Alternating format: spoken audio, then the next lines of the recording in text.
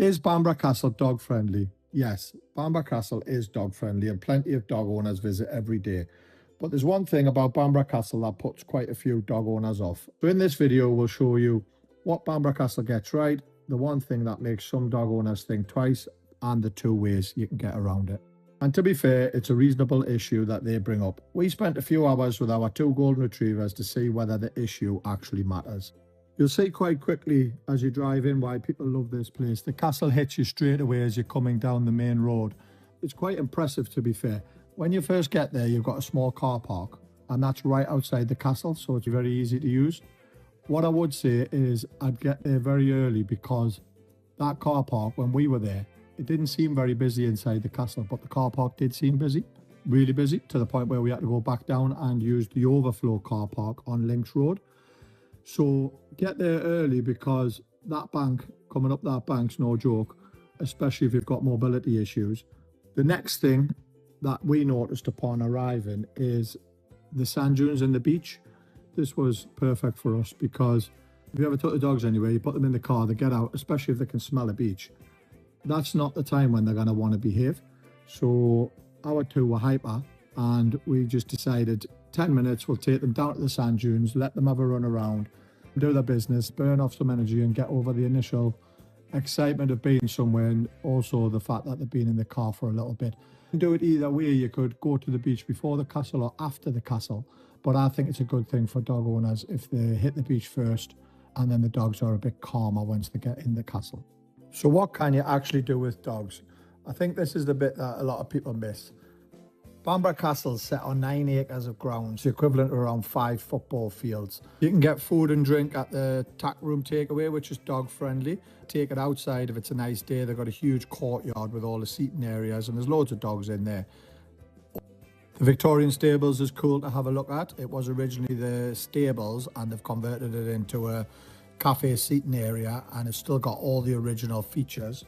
The views, that's worth the admission price alone for the views. If you go on to the back walls where the cannons are, to the left you can see the beach all the way down towards Buttle Bay, and to the right you'll see all the way up towards Sea Houses. And that's not even the best view, I don't think. I think the best view is from the other side, which shows you the village. It's like a sweeping panoramic view, left to right, through the village, and then again up by the coast. There's definitely lots to see without going inside. And it is really popular with dog owners. One of the members of staff that we spoke to, we asked him the exact question, do you get many dog owners? Even though we'd seen quite a few that day. And he said that he reckoned around 30%, 40% of people that come every day, whether that's a group or couples or whatever, have a dog. Food and drink options at the castle. If you're a dog owner, obviously you've got the tack room takeaway, but that's more like coffee and cake and ice creams, things like that. You've got huge outdoor seating areas, and obviously I mentioned the Victoria stables if the weather turns. The clock tower tea room inside, I went in and had a look, and that was a busy restaurant, but that's not dog friendly. So what if you actually want to see inside the castle? When we went on our last visit, I definitely wanted to see inside the castle because they had the Last Kingdom display on, which I'm a huge fan of. So what we done is we just took turns. One person goes inside, one person walks the dogs around the grounds, and then you can always swap over. If you're traveling solo, if you're on your own, through Northumberland Dog Rescue, the castle offers a dog sitting service. You'd have to check on the cost, but I think it's minimal. And I think it might even just be a donation. And what they'll do is they'll babysit the dog for 30 minutes while you can go in and have a look. It's on selective dates only, so I checked the website to find out when it is. So is it actually worth it? After spending a few hours inside the castle, for us, I would say it was worth it. We were both able to go in by taking turns. The castle grounds are really lovely. I've been to loads of castles in Northumberland and around the country, and some of them are nothing more than just ruins. They're great, but this is fantastic. The dogs genuinely enjoyed it. All new smells, new things, new places to see. The beach is another massive bonus. How many castles are sat on a beach, not just for great photos, but also when you're finished or before you go in, you can wander down to the beach. Bamburgh Beach is one of the best beaches in Northumberland, dog friendly all year round.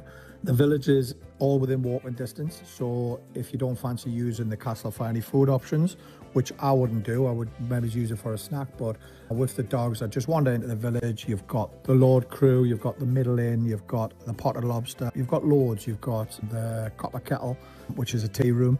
You've got absolutely loads of options in Bamburgh itself. So the castle might be the main attraction, but the surroundings with the beach and the village, that's what makes it a great day out for dog owners.